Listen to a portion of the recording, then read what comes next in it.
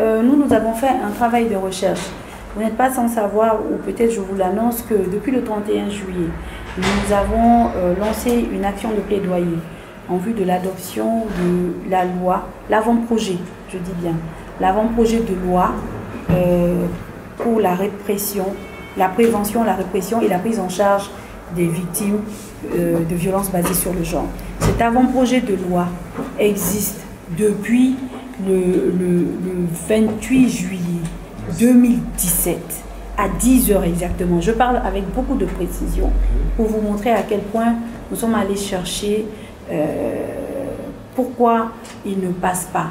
Et il a été élaboré et déposé au niveau donc, du département de tutelle et il n'a pas encore connu de suite. Nous nous sommes dit il faudrait que cet avant-projet de loi qui, à nos yeux, est une réponse au moins judiciaire à toutes ces formes de violence que les femmes subissent, mais qui ne sont pas légiférées dans nos textes actuels, donc qui posent problème quant à l'application et même à la réponse judiciaire qu'on demande aux juges.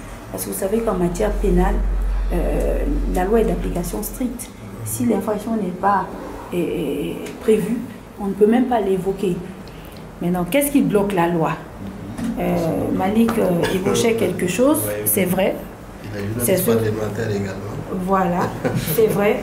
On nous apprend que les autorités religieuses et même traditionnelles sont assez réfractaires. Nous avons envisagé de les rencontrer, hein, c'est prévu dans les jours à venir, dans le cadre de notre action de plaidoyer.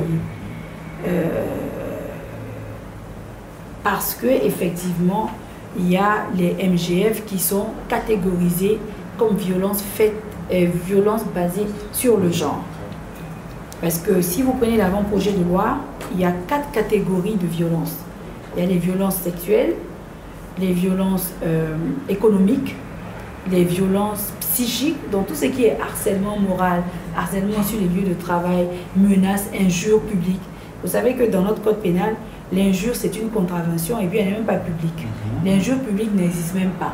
Mais qu'est-ce qu'on ne voit pas comme injure publique de nos jours dans les foyers, dans les bureaux, dans la rue, dans la circulation?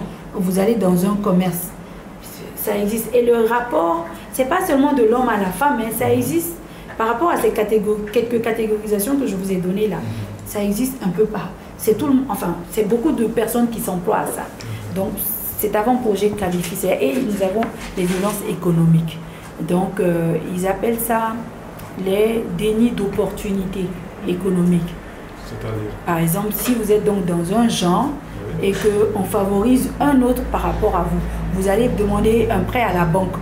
On vous dit non parce que vous êtes femme ou bien je sais pas, vous êtes, je dis n'importe quoi, hein, quelque chose comme ça, un exemple banal, on ne vous donnera pas le prêt.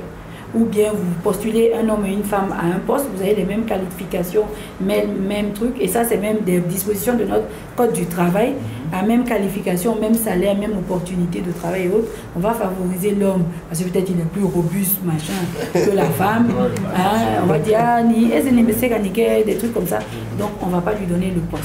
Okay? C'est pour ça que vous voyez très généralement dans les appels à candidature, on met candidature féminine et souhaitée. Et oui, parce qu'il ne peut pas dire autrement, sinon ils seront en travers de la loi.